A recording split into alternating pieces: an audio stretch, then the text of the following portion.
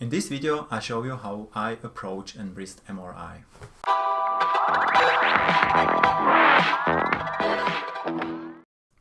I always start with the distal radioulnar joint. I check for osteoarthritis, cartilage defects and bone marrow edema.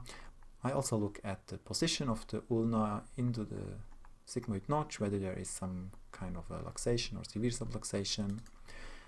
Once I have finished with this joint, I then move to the TFCC.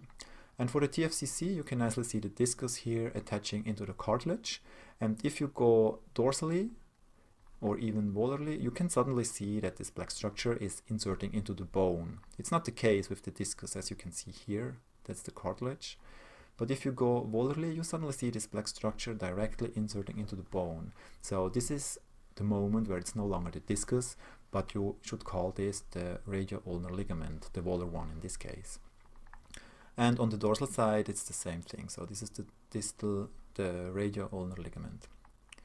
Then have a look at both lamina, the distal one and the proximal one. Here we have this old fracture. Then also look at the meniscus homologue, which you can see here. And also part of the TFCC, of the whole complex, are the ulnocarpal ligaments, and basically here are important volar ones. So you can see here they starting out here from the radioulnar ligament, going upwards to the triquetrum and also to the lunate bone here. These are the volar ulnocarpal ligaments, the ulnolunate and the ulnotriquete ligament. You can also see this on your sagittals. Let's see if I can show you this here.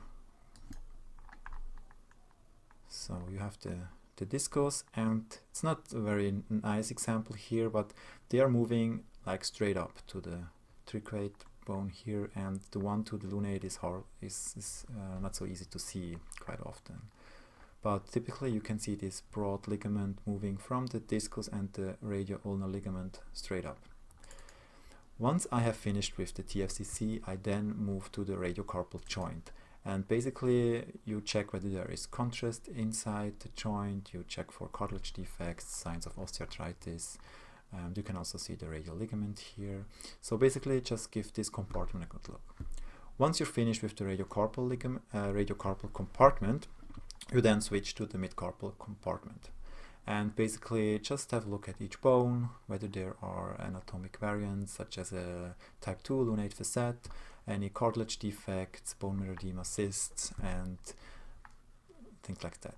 Ganglion cysts, you can either describe them here or later when you describe any other soft tissue abnormalities. Once I described everything in this compartment, I then move to the ligaments. And with the ligaments, I always start with the scapholunate ligament. I assess all three portions separately, the central one, the dorsal one, and the volar one. The same is true for the LT ligament. I start with the membranous one. You can see it's nice and sharp here, and then the other two parts, which are more important, obviously, especially for this one, the volar one. Then there are also other ligaments as well, not only these two. Obviously, you have secondary stabilizers and extrinsic ligaments. Let me try to show you a few here. This one moving over here, over the wrist, this broad ligament, that's the dorsal radiocarpal ligament. And this one horizontally, it's the dorsal intercarpal ligament. You can also depict them here on the sagittal views. The dorsal intercarpal ligament starts from the scaphoid, and it's this black structure here moving over the wrist and inserting onto the triquetrum bone here. The dorsal radiocarpal ligament is this structure here, and it's coming from the radius and then moving over the lunate onto the triquetrum bone here. Sometimes you see avulsion fractures here. Alright, once you have described all these ligaments, I then have a look at all the tendons, starting with the extensor tendons, then moving to the flexor tendons and the carpal tunnel. In the carpal tunnel, I always look also at the nerve, whether there is a variant or a persisting median artery and stuff like that. And once I have finished with the carpal tunnel, the next thing I look at or all the soft tissue structures, muscles, subcutaneous fat. Is there any soft tissue edema and ganglion cyst or any other masses?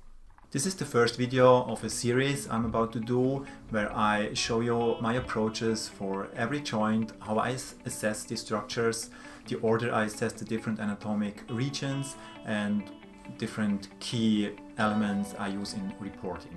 So if you want to see all the other videos as well, make sure you hit the subscribe button and also hit the bell so you get notified by email when I upload a new video.